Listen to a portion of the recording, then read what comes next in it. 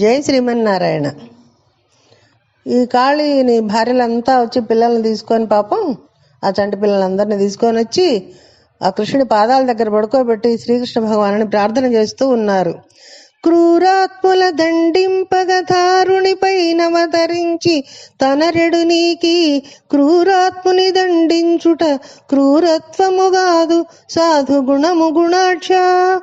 ఓ స్వామి, ఇది నువ్వు క్రూరులను దండించటానికే ఈ భూమిపై అవతరించావు. నీకు ఈ క్రూరుణ్ణి దండించడం ఒక పెద్ద క్రూరత్వం కాదు, ఇది సాధు గుణం. ఎందుకంటే మంచి వాళ్ళని కాపాడాలి అని అనుకుంటున్నావు కాబట్టి. సో కానీ నువ్వు మా భర్త తప్పు చేశాడు కాబట్టి దండిస్తున్నావు. నువ్వు చేసిన తప్పని కూడా మేము అనలేము. ఆయన తలలను తొక్కేస్తున్నా కూడా నిన్ను మేము నిందించాము స్వామి, ఒక మాట కూడా అనం. కానీ మేము ఒక మాట నిన్ను చెప్పదలుచుకున్నాం.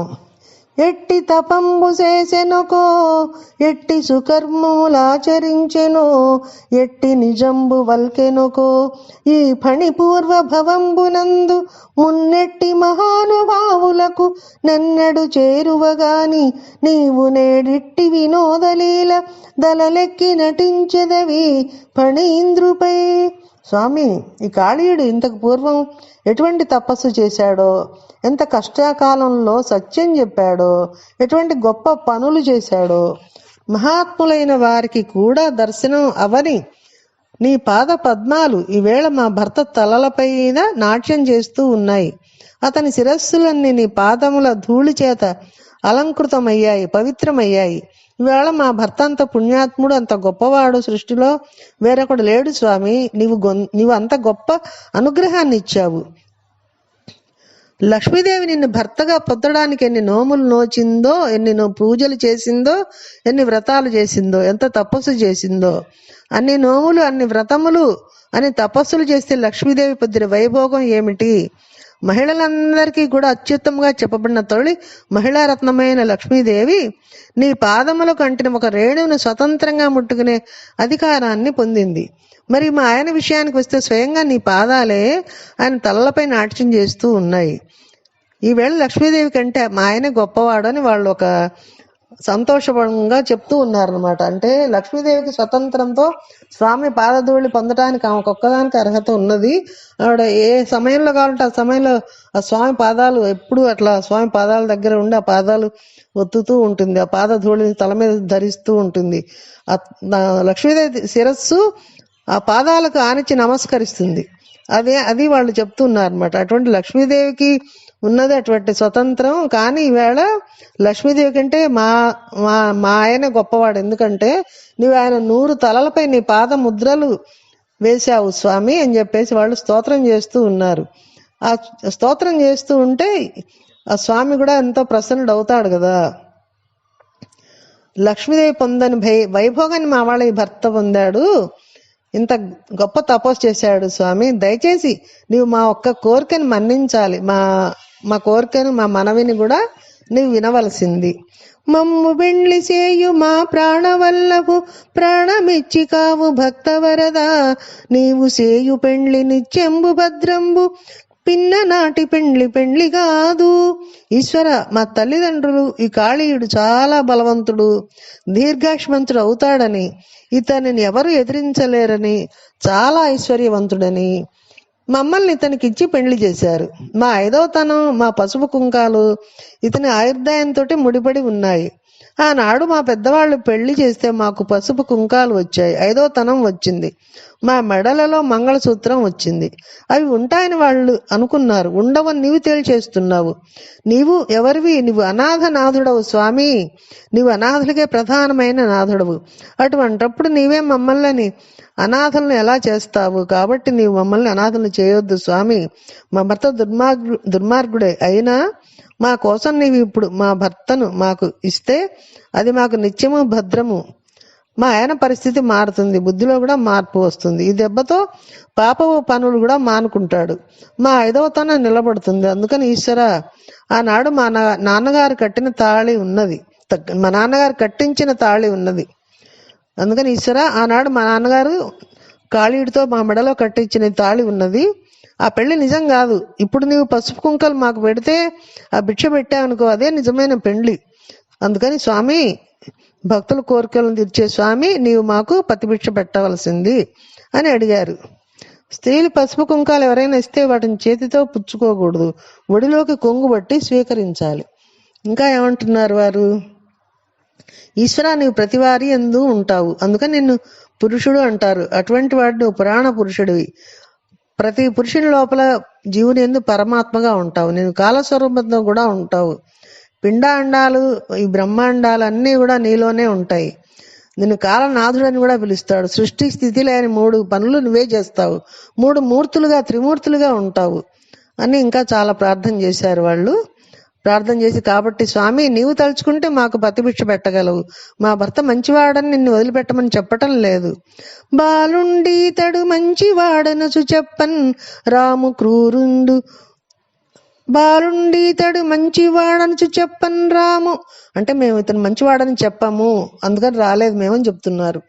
బాలుండీతడు మంచివాడనసు చెప్పన్ రాము క్రూరుండు దుశ్శీలుండౌనవునైన నేము శుభగ శ్రీవాసి వైదవ్య దుష్టాలంకారము బంద నోడెద మనాథాలాపమాని ఆలింపవే చాలున్నీ పద తాండవంబు పతివిక్షం పెట్టి రక్షింపవే. ఇతను ఏమి తెలియని చిన్న పిల్లవాడని మేము అంటలేదు స్వామి. మా ఆయన పరమ కిరాతకుడే, చాలా దుష్టమైన శీలం కలిగిన వాడే. కానీ నీ సౌభాగ్య మాంగళ్య అలంకారం అంతా తీసివేస్తే మాకు విధా అలంకారం మిగులుతుంది, అది వద్దు మాకు. వైధవ్యం అనే దుష్టాలంకారమును మాత్రం మేము పుచ్చుకోలేము ఈశ్వర, అది మాకు వద్దు. నీవు భక్తులను అలంకరించడానికి, భక్తులకు ఐదోతనం ఇవ్వడానికి, మంగళం ఇవ్వడానికి ఉన్నావు. మంగళమూర్తివైన నీ పాదహతి చేత అంటే పాదాలతోటి స్వామి కాళీల శిరస్సులపై తొక్కారు కదా, పాదహతి అంటారు. ఆ పాదాలతో తొక్కటం పాదహతి చేత మాకు అమంగళం జరగదు కదా. నీవు ఉండగా సృష్టిలో ఇలాంటిది జరగకూడదు. నీవు ఉండగా మంగళాలే జరగాలి, కానీ అమంగళం ఎలా జరుగుతుంది? మమ్మల్ని అనాథులను చేస్తావా? నీవు నాథుడవు, నీవు మాకు నాథుడిని మిగిల్చు, నీవు మాకు పసుపు కుంకాలు ప్రదానం చెయ్యి అని వాళ్ళు కృష్ణుని ప్రార్థించారు. ఇప్పుడు కాళీయుడు కూడా కృష్ణుని స్తోత్రం చేశాడు. ఈశ్వర, తప్పు నాదే, ఎక్కడ తప్పు చేశానో నేనే తెలుసుకున్నాను. ఈ వేళ నాకు ఈ ప్రమాదం ఎక్కడి నుంచి వచ్చిందో గ్రహించగలిగాను అన్నాడు. ఆ మాట అని కాళీయుడు స్తోత్రం చేయగానే పరమాత్మ అన్నారు, గోవర్గములో మనుజులు ద్రావుదురి మడుగు నీరున్ తగదిందుండగన్ నీవును నీ బాంధవులును నీ వనితలు సుతులు చనుడు నేడంబుదికిన్. ఏమంటున్నారు స్వామి? ఇక్కడ గోవర్గం మనుషులు అంటే గోవులు, గోవులతో కలిసి మనుషులంతా ఉన్నారు. వాళ్ళంతా ఇక్కడ నీళ్లు తాగి ఇక్కడ నివాసం ఉండాలి. కాబట్టి నీవు నీ బంధువులు, నీ భార్య, పిల్లలతోటి నీవు సముద్రానికి వెళ్ళిపో. ఎందుకంటే నీ వంటి వాడివి ఇక్కడ ఉంటే నీకు విషం ఉంటుంది కాబట్టి నీళ్ళని విషం అవుతాయి, ఇక్కడ నీళ్లు తాగలేరు, ఉండద్దు. కాబట్టి నువ్వు అంతకుముందు రమణక ద్వీపంలో ఎక్కడ ఉండేవాడో అక్కడికి వెళ్ళిపో. రమణక ద్వీపానికి వెళితే గరుత్మంతుడు నేను చంపేస్తాడని భయపడుతున్నావు కదా, ఆ భయం నాకు తెలుసు.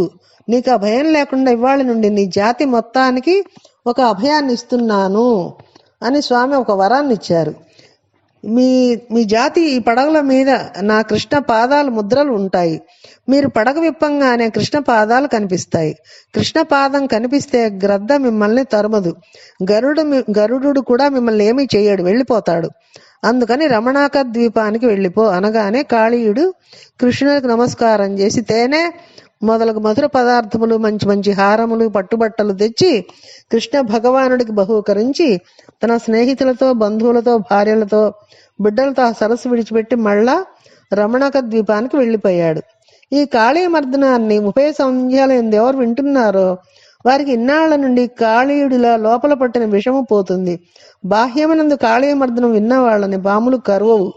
అది కృష్ణ భగవానుడి వరం. ఇందులో తత్వాన్ని మనం గ్రహించాలి, లేకపోతే ఈ లీలకు అర్థం అనేది ఉండదు. కాబట్టి ఇక్కడ ఏం చెప్తూ ఉన్నారు, కాళీయుడికి ఒక రహస్యం ఉంది. ఇతను మొదటగా రమణక ద్వీపంలో ఉండేవాడు. ఒక ద్వీపం, దాని పేరు రమణకం అంటారనమాట. రమణక ద్వీపం అనే ద్వీపంలో ఉండేవాడు. ఈ రమణ అనే శబ్దానికి శబ్దరత్నాకరం కూడా ఒక మంచి అర్థం చెప్పింది. ఏది సరి అయినదో అంటే ఏది ఒప్పు అయినదో దానికి రమణకం అని పేరు. అంటే ఎలా ఉండాలో అలాగే ఉండాలి సరైన స్థితిలో, అది రమణకం అనమాట. ఈ కాళీయుడు మొదట రమణక ద్వీపంలో ఉండేవాడు. అక్కడ ఉన్న వాళ్ళకి గ్రద్దలంటే చాలా భయం. ఆ ద్వీపంలో ఉండే వాళ్ళకి ఈ గద్దలంటే చాలా భయం ఉండేదిట. అందుకని ప్రతిరోజు ఏం చేసేవాళ్ళు, ఈ గద్దల భయం తప్పించుకుంటానికి వాళ్ళు కొంతమంది ఏం చేశారు, కొంచెం తేనె, కొంచెం చలిమిడి, కొంచెం చిమ్మిలి పట్టుకొని గద్దలకి ఆహారంగా పెట్టేవాళ్ళు. అలా పెట్టేలా ఒక నియమాన్ని కూడా ఏర్పాటు చేసుకున్నారు వాళ్ళంతా. ఈ గ్రద్దలన్నీ వచ్చి అలా పెట్టినవి తినేసి వెళ్ళిపోయేవి, పాముల జోలికి వచ్చేవి కావు. ఒక రోజున కాళీని వంతు వచ్చింది. ఈ కాళీయుడు పెట్టాలన్నమాట ఆ రోజు ఆహారం. వారిని కూడా తేనె, చిమ్మిలి చలిమిడి పెట్టమని అడిగారు. ఈ కాళీయుడు ఏమన్నాడు, ఎవరికి పెట్టాలని అడిగాడు. అడిగితే కాళీయుడు గరుత్మంతుడు వస్తాడు, అతనికి మనం ఇది ఆహారం ఇవ్వాలి, బలి ఆహారాన్ని పెట్టాలంటే కాళీయుడు అంటాడు, గరుత్మంతుడు ఎవరు, నేను పెట్టను, నేను ఎందుకు పెడతాను, నేనే చాలా బలవంతుడిని అంటే వీళ్ళంతా సరే నీ కర్మ అని వదిలేశారు వాళ్ళు కాళీయుడిని.